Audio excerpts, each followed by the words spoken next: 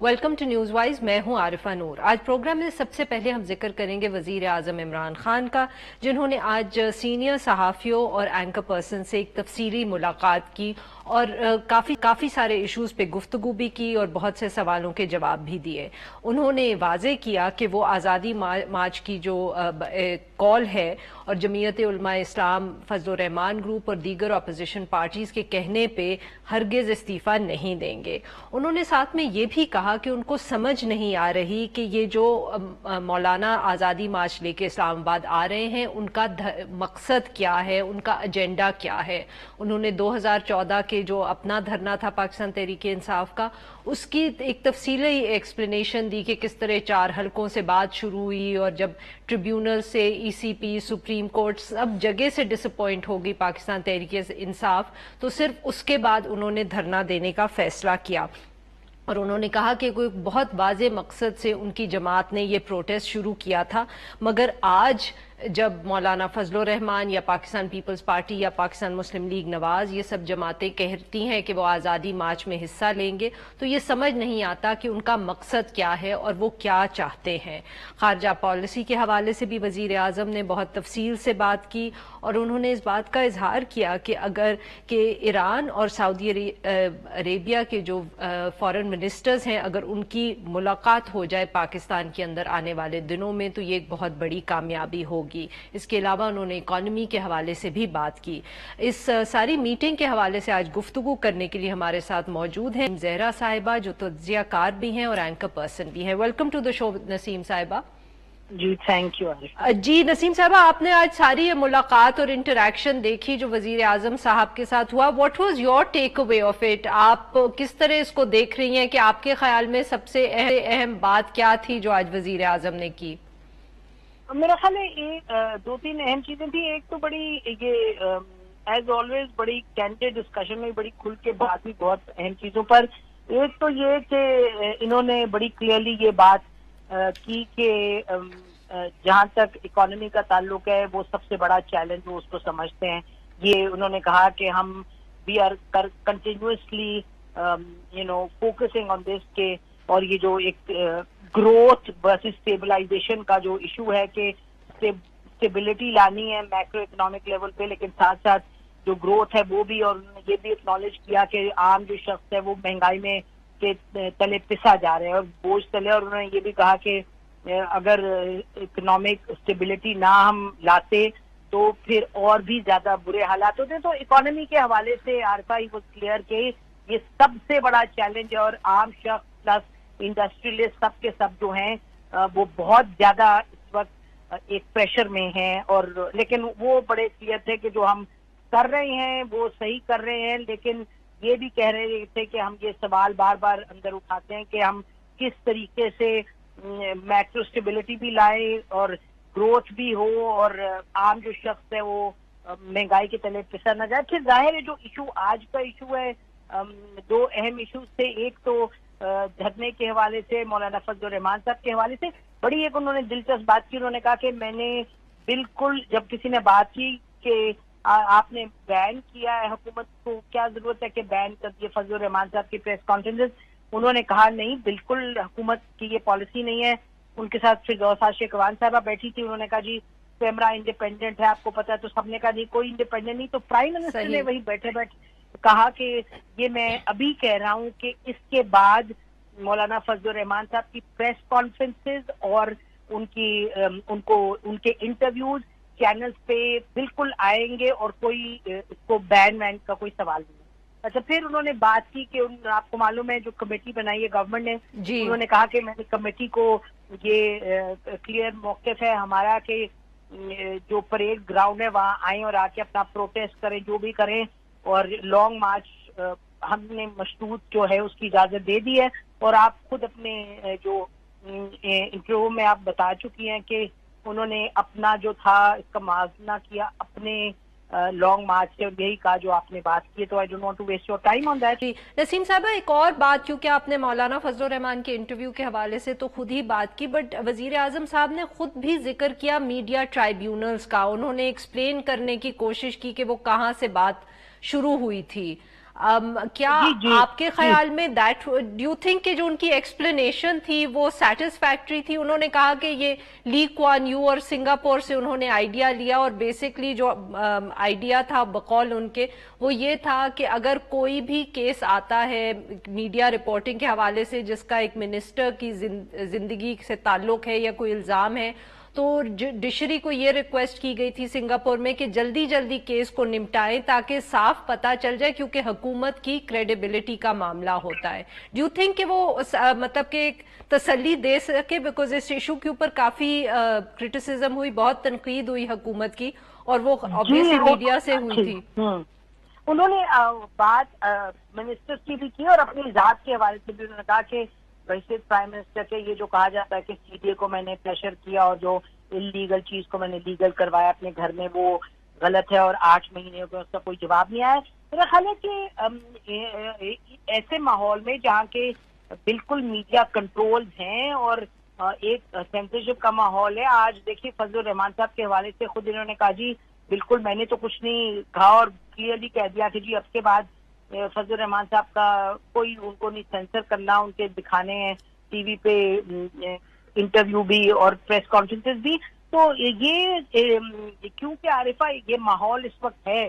کہ یہ بتایا جاتا ہے آپ کیا دکھا سکتے ہیں کیا نہیں دکھا سکتے، اور کس کس کو نہیں، مریم نواز ہے وہ بھی نہیں آپ دکھا سکتے، آپ آصف علی زرداری ہیں وہ بھی نہیں دکھا سکتے۔ تو اور پھر آپ کو معلوم ہے کہ پروگرام کے ہمارے چنک کاٹ دیے جاتے ہیں کیونکہ جی یہ بات صحیح نہیں ہے، وہ بات غلط نہیں ہے، آپ اس کو نہیں ڈسکس۔ تو اس ماحول میں جہاں کہ ایک میڈیا پہ میرا خیال ہے کہ اس طرح کا کنٹرول ہے جو ہم نے پہلے بہت کم دیکھے، اس ماحول میں جب میڈیا ٹرائبیونل کی بات ہوتی ہے تو جو پرائم منسٹر نے بات کی کہ جی کسی کا آپ لائبل بنتا ہے اگر وہ کہتے ہیں بیس لیس آپ ایلیگیشن لگا رہے ہیں منسٹر پہ یا پرائم منسٹر پہ، وہ بات مجھے سمجھ آتی ہے کہ اس کو 8 مہینے اور 8 سال نہیں کھینچنا چاہیے، اس کو جلد ہونا چاہیے۔ حالانکہ میں تو یہ کہوں گی کہ پھر اور بھی لوگ یہی کہیں گے کہ جی جو لوگ پبلک پوزیشن میں ہیں چاہے اپوزیشن میں ہو وہ بھی کہیں گے کہ جی ہمارے ساتھ بھی زیادتی ہوتی ہے، اگر کوئی غلط بات ہو اور وہ کھینچ دیتے ہیں اس کا پروسیس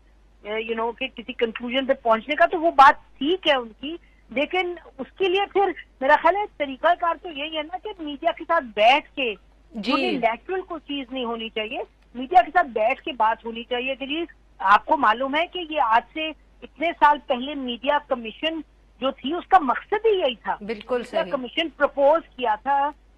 میڈیا ہی کے لوگوں نے کہ جو میڈیا کمیشن بنے جہاں کے انڈیپینڈنٹ کمیشن ہو، جہاں بالکل اسی طرح کی بات جو پرائم منسٹر کہہ رہے ہیں کہ اس طرح کا جو ایشو ہے اس کو ریزالو کیا جائے۔ تو میرا خیال ہے کہ ایک کولیبریٹو طریقے سے اور ہونا چاہیے جو کہ پھر ایک انڈیپینڈنٹ کمیشن بنے، اس چیز کو لے کے آگے چلنے کی ضرورت ہے۔ نہیں تو جیسے میں نے کہا اس طرح کے ماحول میں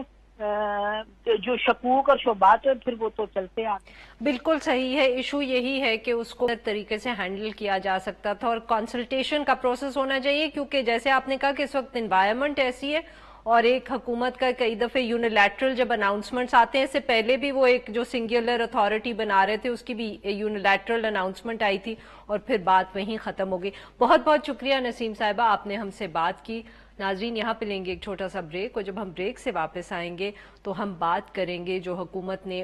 آرڈیننسز پاس کیے ہیں اور نئے قانون جو ہیں اس کے تھرو انہوں نے اسٹیبلش کیے ہیں۔ اسٹے ود اس۔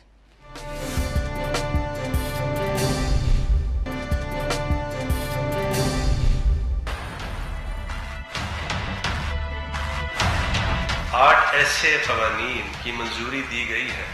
جو کہ پبلک انٹرسٹ کے قوانین ہیں۔ وسل بلوئر کی جو آئیڈینٹی ہے وہ صیغہ اعراض میں رکھی جائے گی۔ Legal aid and justice authority کا اسٹیچوٹ ہے، یہ آرڈیننس آ رہا ہے۔ 8واں آرڈیننس ہے وہ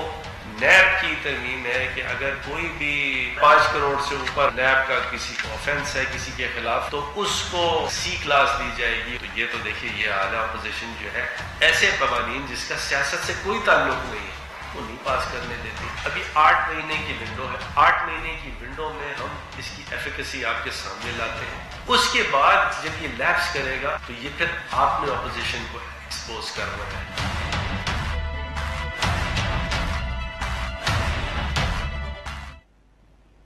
वेलकम बैक। प्रोग्राम के इस हिस्से में हम जिक्र करेंगे हुकूमत के फैसले का कि जिन्होंने 8 ऑर्डिनेंसेस जो हैं वो मुतारिफ करवाए हैं और वो जो कानून है पार्लियामेंट से पास करने की बजाय वो ऑर्डिनेंस के ज़रिए उनको पास करेंगे। वज़ीर कानून बैरिस्टर फ़रोग नसीम ने कहा है कि इनमें से जो एक कानून है वो नैब कवानीन के अंदर तब्दीली का है और उसमें जो तरमीम उन्होंने सजेस्ट किए हैं वो ये हैं कि 5 करोड़ से ज़ायद जो करप्शन के इल्ज़ाम में मुलज़िम हैं उसको सिर्फ C क्लास ही मिलेगी। इसके साथ साथ हुकूमत ने जो विसल ब्लोअर ऑर्डिनेंस है वो भी मुतारिफ करने का फैसला किया है और इसके तहत करप्शन के हवाले से जो मुतल्लिका अथॉरिटीज़ हैं उनको अगर कोई विसल ब्लोअर या कोई इंफॉर्मेशन या टिप कोई शख्स फराहम करता है तो और उसके बाद अगर कोई रकम बरामद की जाती है तो 20% जो है उसको हिस्सा बतौर इनाम मिलेगा। इसके साथ साथ हुकूमत ने लीगल एड अथॉरिटी और CRPC के कवानीन में भी तरमीम के हवाले से फ़ैसला किया है। नैब तरमीम के अंदर जो उन्होंने मसवदा है वो एक तो उन्होंने पार्लियामेंट के अंदर पेश किया था पहले, मगर उसके बाद क्योंकि वहाँ शायद वो स्टक हो गया, अपोजिशन की सपोर्ट नहीं हासिल हुई, तो अब वो अमेंडमेंट जो है ऑर्डिनेंस से ले आए हैं। मगर जो पार्लियामेंट के अंदर ड्राफ्ट उन्होंने जमा करवाया था उसके अंदर बहुत ज़्यादा और भी तब्दीलियां थीं। चेयरमैन नैब के इख्तियारात थे, ट्रायल कोर्ट के पास बेल का राइट था और इसके साथ साथ जो नैब के पास ये पावर है कि 90 दिन का वो रिमांड ले सकते हैं, इन सब के अंदर तरामीम सजेस्ट की गई थी। मगर जो ऑर्डिनेंस है वो काफ़ी फोकस्ड है और उसके अंदर उन्होंने बहुत स्पेसिफिक चेंजेस सजेस्ट किए हैं। इन इश्यूज़ के ऊपर गुफ्तगू करने आज हमारे साथ मौजूद हैं बैरिस्टर अली ज़फ़र साहब जो एक माहिर कानून है और रहनुमा तहरीक इंसाफ, और साथ में जस्टिस रिटायर्ड शाइख उस्मानी साहब जो भी एक सीनियर कानूनदान है। Welcome to the show both of you. जी जज साहब आपसे शुरू करते हैं। ये बताएं कि ये फायदा क्या है कैसे ऑर्डिनेंस को पास करने का जिसमें आप बेसिकली कह रहे हैं कि किस किस्म की जेल फैसिलिटीज जो है वो मिलेंगी लोगों को जिन्होंने करप्शन की है या उनके ऊपर इल्जामात हैं, क्योंकि लोग तो ये कहते हैं कि जो जेल्स हैं वो सारे प्रोविंशियल सब्जेक्ट है, वो तो फेडरल हुकूमत के नीचे कोई जेल आती ही नहीं है।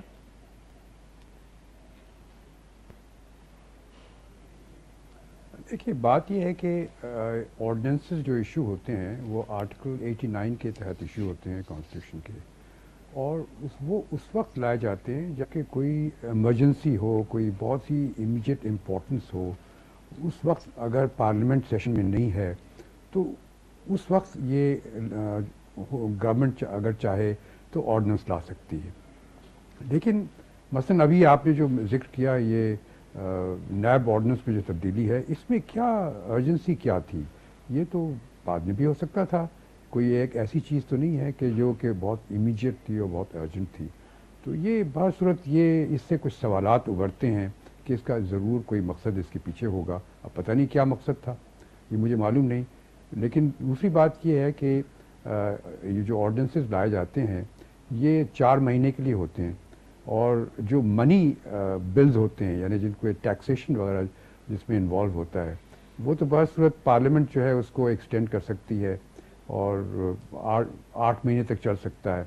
और लेकिन पार्लियामेंट के सामने लगाना पड़ता है, उसको लाना पड़ता है। लेकिन दूसरे ऑर्डिनेंसेस जो होते हैं जिनका मनी बिल से कोई ताल्लुक नहीं है वो तो दोनों हाउस के सामने लाए जाते हैं, और अगर उसमें चाहे एक हाउस भी चाहे, मसलन अगर सेनेट चाहे तो वो एक रेजोल्यूशन पास करके उसको बर्खास्त भी कर सकती है। तो ये मुझे समझ में नहीं आया कि इन्होंने स्टेप लिया क्यों है,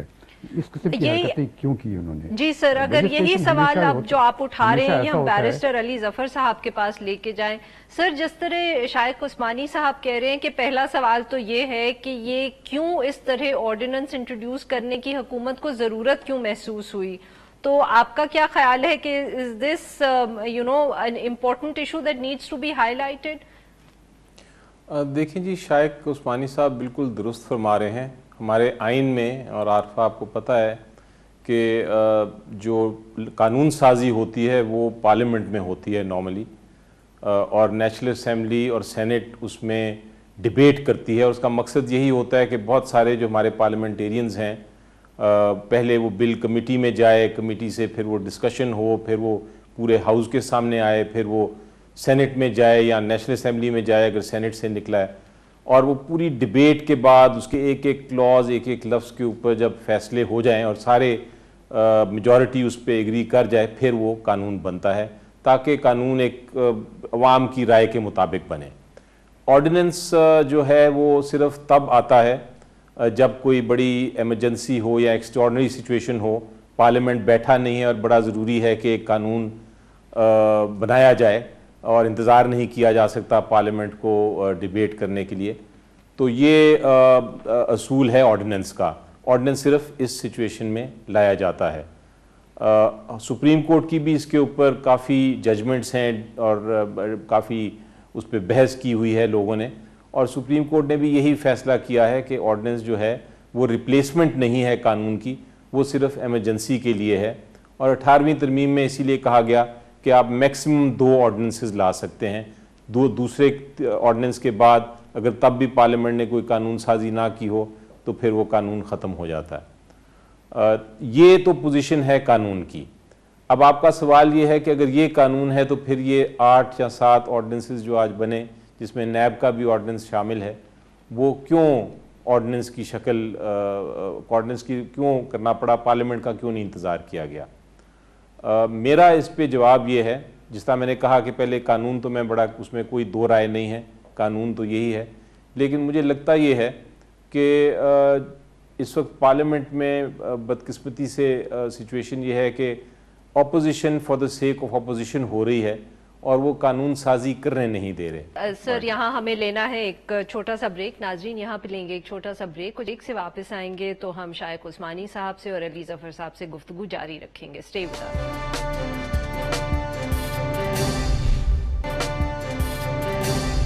ویلکم بیک ناظرین، ہم گفتگو کریں شائق عثمانی صاحب سے اور بیرسٹر علی ظفر صاحب سے۔ شائق عثمانی صاحب، بریک پہ جانے سے پہلے آپ نے بھی سوال اٹھایا آرڈیننس کے حوالے سے، علی ظفر صاحب نے بھی کہا کہ کوئی بہت اہم ایشو ہو تو obviously آرڈیننس پاس کیا جا سکتا ہے۔ سو I'd like to return to the amendment in the NAB law کہ اگر جیسے جو لا منسٹر نے خود بھی کہا کہ یہ پبلک انٹرسٹ میں ہے، تو نیب کے اندر صرف اتنا قانون تبدیل کرنے کی کیا اتنی ضرورت تھی پبلک انٹرسٹ میں کہ جس نے 5 کروڑ سے زائد کی کرپشن کی ہو اس کو صرف C کلاس ملے گی؟ یہ تو میں نے آپ سے کہا نا کہ یہ خاص طور سے نیب کا قانون، باقی دوسرے بھی ہیں لیکن نیب کا قانون خاص طور سے اس میں تو کوئی ایجنسی کی ضرورت نہیں تھی۔ ایک نارمل طریقے سے پارلیمنٹ پہ لے کے آتے اور اس کو پیش کرتے اور بتاتے کہ بھئی کرپٹ آدمی جو ہے اس کو اس قسم کی سزا ہونی چاہیے، اس کو کوئی ایڈوانٹیج نہیں ہونا چاہیے، تو میرے خیال میں عام طور سے لوگ ایکسیپٹ کرتے اس کو۔ لیکن جس طریقے سے یہ کیا گیا ہے اس سے یقیناً شبہات پیدا ہوتے ہیں کہ کیا یہ کوئی پرسن یا کوئی مقصد ہے، جی مقصد کیا گیا ہے نہیں کیا گیا ہے، علی ظفر صاحب دماغ میں ابھرتی ہے۔ صحیح، یہی سوال لے کے جاتے ہیں علی ظفر صاحب کے پاس۔ علی ظفر صاحب، تو یہ جو اس طرح پاس کیا گیا ہے، پھر میں نے پہلے بھی پوچھنے کی کوشش کی کہ یہ عموماً جو ہم رپورٹس وغیرہ پڑھتے ہیں وہ کہتے ہیں کہ جیلز جو ہیں وہ ایک پروونشل ایشو ہے، یہ صوبائی حکومتوں نے فیصلہ کرنا ہوتا ہے کہ وہاں کون سی فیسلٹیز ملیں گی۔ فیڈرل حکومت اگر یہ لا پاس کرتی ہے تو یہ کس طرح سے امپلیمنٹ ہوگا ان دا پروونسز؟ جی دیکھیں، سب سے پہلے تو میرا خیال ہے بہتر یہ ہوتا اگر ایسی بات کرنی تھی تو پریزن رولز ہیں اس میں امینڈمنٹ کرنا زیادہ آسان تھا اور وہ پروونسز کر سکتے ہیں، جس میں کہا جا سکتا تھا کہ اگر کوئی بھی 50 ملین یا 5 کروڑ سے زیادہ اگر کوئی کرپشن میں انوالوڈ ہے تو اس کو کس قسم کی کلاسز دی جائیں گی۔ لیکن اب چونکہ نیب میں ترمیم کی گئی ہے تو مجھے لگتا یہ ہے کہ وہ نیب میں جس جو آرڈیننس آیا ہے یہ ایک اوور رائڈنگ ایفیکٹ ہوگا، اور اس میں یہ ضرور لکھا ہوگا کہ اگر کوئی نیب کا کوئی ایسا ہے کنوکٹ جو نیب کے کیس میں جس کو کنوکشن ہوئی ہے، تو وہ پھر اس کی جو سزا ہے وہ اکارڈنگ ٹو دس پروویژن لاگو ہوگی ہر ایک جہاں پاکستان میں جہاں بھی ہو۔ شائق عثمانی صاحب، اسی حوالے سے آپ پہلے کہہ رہے تھے کہ یہ تو اب پارلیمنٹ کے پاس یہ ابھی بھی رائٹ ہے کہ وہ اس کے خلاف ایک ریزولوشن پاس کر سکتے ہیں۔ तो I mean do you think कि जो इस वक्त हमारी सिचुएशन है, पॉलिटिकल सिचुएशन, अली जफर साहब ने भी उसका जिक्र किया था कि जिस दिन पार्लियामेंट का सेशन होगा तो कोई ना कोई ऑपोजिशन से कोई मूव आएगी टू ओवरटर्न दीज लॉज? जी बिल्कुल, जिस तरह मैंने आपसे शुरू में कहा कि इसमें दो हिस्से होते हैं। एक तो मनी बिल के ऑर्डिनेंस होते हैं, दूसरा ऑर्डिनेंस जो होता है अपार्ट फ्रॉम मनी बिल, जो मनी बिल का ऑर्डिनेंस होता है वो पार्लियामेंट के सामने रखा जाता है और पार्लियामेंट अगर चाहे तो उसके ख़िलाफ़ एक रेजोल्यूशन पास कर सकती है और उसको बर्खास्त कर सकती है, लेकिन जो वो सिर्फ पार्लियामेंट कर सकती है। लेकिन जो ऑर्डिनेंस इस किस्म का है जिसका कि मनी बिल से कोई ताल्लुक़ नहीं, मनी बिल के जो चीज़ें उससे ताल्लुक़ नहीं है, वो जो है वो किसी हाउस के सामने, जब दोनों के सामने रखा जाता है और उसमें से कोई हाउस जो है वो उसको रेजोल्यूशन पास करके बर्खास्त कर सकता है। और यहाँ चूँकि सेनेट में मेजॉरिटी है अपोजिशन की, यकीनन वहाँ से वो एक रेजोल्यूशन पास कर सकते हैं। जी अली जफर साहब, ये जो शाइख उस्मानी साहब ने बात की है, आपके ख्याल में जैसे क्योंकि आपने जिक्र भी किया था जो स्टेलमेट है पार्लियामेंट में, कि हो सकता है कि हुकूमत का यही एजेंडा हो कि वो दिखाना चाहते हो कि नैब का तो ऑर्डिनेंस अगर हम साइड पे कर दें, जो पब्लिक इंटरेस्ट लिटिगेशन है और वो सचमुच इन ऑर्डिनेंसेज में है कि हुकूमत चाहती है कि ऑपोजिशन उसको अपोज करे पार्लियामेंट में, और ताकि वो लोगों को ये कह सकें कि हम अच्छा काम करना चाह रहे थे, ये करने नहीं दे रहे थे। जी बिल्कुल, ये एक स्ट्रेटजी का ज़रूर हिस्सा होगा और होना भी चाहिए, क्योंकि एक अगर अच्छा कानून ऑर्डिनेंस के ज़रिए आता है और वो पब्लिक बेनिफिट के लिए है और पार्लियामेंट या अपोजिशन कोई पार्टी उसको कहती है कि नहीं ये हम नहीं पास होने देंगे, तो फिर एक तरह से जो टेक्निकल एडवांटेज है, एटलीस्ट पब्लिक ओपिनियन की एडवांटेज, वो तो हुकूमत को ज़रूर मिलती है इस तरह। लेकिन देखना यही है कि क्या ये कावानीन जो हैं ये वाकई ही क्योंकि डिबेट के बगैर आए हैं, इनका मसला ये होता है ऑर्डिनेंसेस का कि ये फिर एक तरह ड्राफ्ट्समैन की मर्ज़ी से आ गए हैं, जो ड्राफ्ट्समैन ने ड्राफ्ट किया उसी तरह ऑर्डिनेंस बन गया और कोई डिबेट नहीं हुई। तो देखना यह है कि इनमें वाकई ही वो पब्लिक बेनिफिट है इन ऑर्डिनेंसेस में, और क्या कोई गलतियां तो नहीं है जो कि पार्लियामेंट पॉइंट आउट कर सकेगा। बहुत बहुत शुक्रिया अली जफर साहब, बहुत बहुत शुक्रिया शाइख उस्मानी साहब, आप दोनों का आपने में हिस्सा लिया। नाजरीन, यहाँ पे लेंगे एक छोटा सा ब्रेक, और जब हम ब्रेक से वापस आएंगे तो हम बात करेंगे पीस टॉक्स के हवाले से। Stay with us.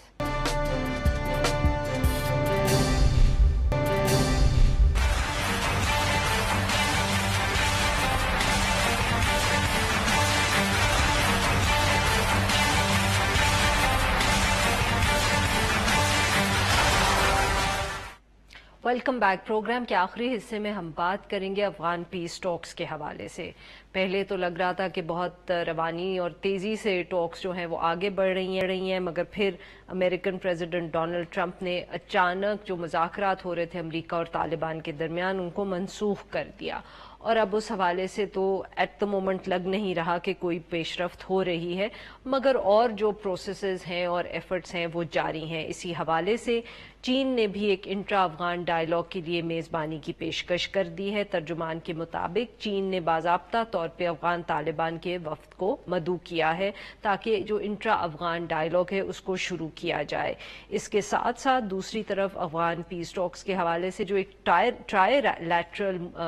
कॉन्फ्रेंस है वो मॉस्को में होने जा रही है। इसके अंदर चाइना, रशिया और अमेरिका जो है वो हिस्सा लेंगे, और पाकिस्तान को भी मदऊ किया गया है टू पार्टिसिपेट इन इट। यहाँ भी लगता है या हो सकता है कि कोई प्रोग्रेस हो जिससे फिर जो टॉक्स हैं, जो इनका प्रोसेस जो है वो एक स्टेलमेट की सामने हमारे है, उसमें शायद कोई फिर से एनर्जी आ जाए। इसी मौजू पे बात करने के लिए आज हमारे मौजूद हैं ताहिर खान साहब, जो सीनियर तज्जियाकार हैं और माहिर अफगान अमूर। Welcome to the show Tahir साहब। ताहिर साहब, अब बताएं कि कहाँ से हम उम्मीद लगाएं? जो चीन ने इनविटेशन दिया है उसके ऊपर उम्मीद लगाएं, या जो मॉस्को के अंदर मुलाकात होने लगी है उसकी तरफ देखें कि शायद वहां कोई प्रोग्रेस होगी?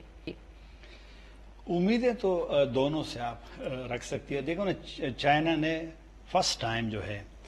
इसी तरह ओपनली, वैसे वो बिहाइंड द कर्टन जो है वो क्वाइट डिप्लोमेसी का वो था, लेकिन चलो पहले चलते हैं मॉस्को वाले में जो 25 अक्टूबर को है। اور بیسیکلی جو فورم بنا ہے جس طرح آپ نے ذکر بھی کیا امریکہ روس اور چین کا، اور یہ پہلے بنا، یہ اس کا چوتھی میٹنگ ہے، جولائی میں اس کی تھرڈ ہوئی تھی، تیسری، تو پاکستان کو اس میں بھی دعوت دی گئی، اس میں بھی دعوت دی گئی، اور فارن آفس نے آج کہہ بھی دیا، اعجاز صاحب ہے ایڈیشنل سیکریٹری ہے جو افغانستان کو دیکھتے ہیں، وہ اس میں شرکت کریں گے۔ اور میرے خیال میں اس لیے ہم ہے کہ ایک تو جس طرح آپ نے خود بھی کہا کہ وہ تھوڑی سی وہ انرجی توانائی، اس میں ضرور کوئی نہ کوئی موومنٹ تو ہوگی،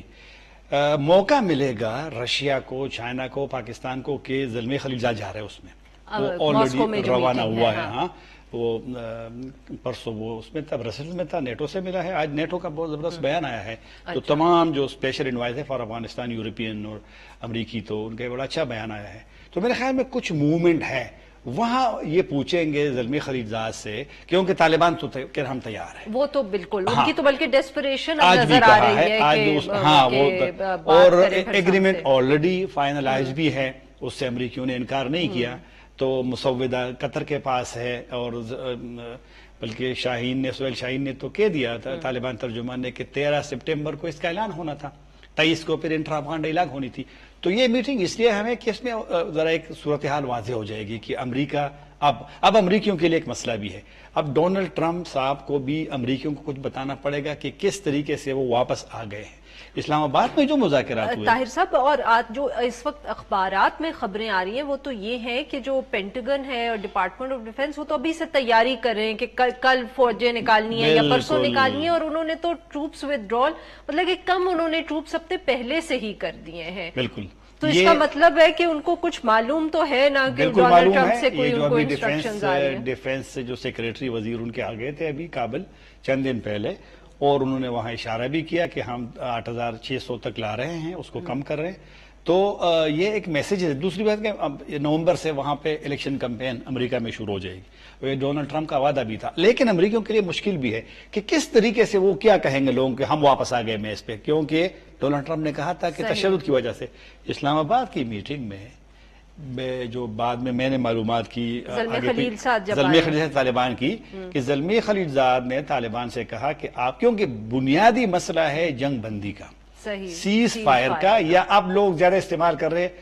ریڈکشن ان وائلنس کہ تشدد میں کمی ہو، تو اس پہ اگر آفیشل سیز فائر نہ ہو تو کچھ نہ ہاں، کچھ تو یہاں پر ایک مشورہ بھی اس نے دیا تھا ایک ہفتے کے سیز فائر کا، طالبان نے جو معلومات ہمیں ملی تھی، لیکن طالبان نے انکار کیا۔ اب طالبان کے لیے بھی مسئلہ ہے کہ اگر وہ اس طرح امریکیوں کی ہر بات مانتے ہیں، جب تک امریکی اس کو کوئی کانفیڈنس بلڈنگ میجر کا وہ نہ کرے، تو ایک پیچیدہ معاملہ ہے۔ بٹ بیسکلی نیت دونوں طرف کی یہی ہے کہ کوئی رستہ نکل آئے، اور اس کی وجہ سے آپ امید کریں کہ یہ اس لیے کہ دیکھو زلمی خلیلزاد کو نہیں ہٹایا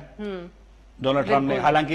یہ افواہ تھی کہ شاید ڈونلڈ ٹرمپ ایک ٹویٹ کر کے ان کو فارغ کر دیں گے۔ سپٹمبر میں وہ وزیر اعظم عمران خان سے ملا نیو یارک میں، پھر اور ممالک کے مجھے اب یہ بتائیں طاہر صاحب کہ یہ تو ہم امید کر سکتے ہیں کہ کچھ نہ کچھ دروازہ کھلے گا، انٹرا افغان ڈائیلاگ کے اندر اب طالبان کیا سوچ رہے ہیں اور افغان حکومت کیا سوچ رہی ہے؟ دیکھو نا، طالبان نے تو اعلان کر دیا، جس طرح آپ نے ذکر بھی کیا کہ کل چائنیز اسپیشل انوائے ہے وہ قطر میں ملا برادر سے ملا، اور طالبان ایک بہت بڑی ڈیلیگیشن اس کو جو ٹینٹیٹیو ڈیٹ سے تاریخیں ہیں اکتوبر 28 اور 29 کا۔ افغانستان میں ایک مسئلہ ہے، افغانستان میں ابھی بھی حامد کرزئی نے کہا میں جاؤں گا آج،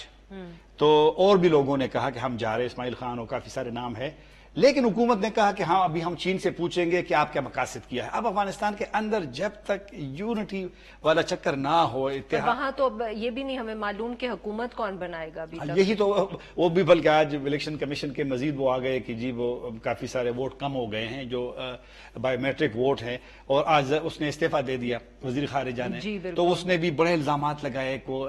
تو لہٰذا جب تک افغانستان کی حکومت کا ایک موقف بالکل جو متحد ہے، کنسنسس والی نہیں ہوگی، تو یہ آپ کی بات درست ہے کہ ایک ایشو طاہر صاحب اگر یہاں یہ بھی ایشو ہے کہ پچھلی دفعہ بھی حکومت بنی تھی امریکہ کے پریشر کی وجہ سے بنی تھی، اس دفعہ کیا امریکہ وہ رول پلے کرنے کے لیے تیار ہے؟ میرا خیال اس لیے نہیں ہے کہ ایک تو ڈونلڈ ٹرمپ کے اپنے وہ مواخذے کا بھی چکر ہے، پھر نومبر سے وہاں پر وہ ہو رہا ہے، دوسری بات ہے کہ افغان لیڈرشپ کو یہ سوچنا پڑے گا، بڑی غلط کیا تھا کہ جب الیکشن کے 2 دن بعد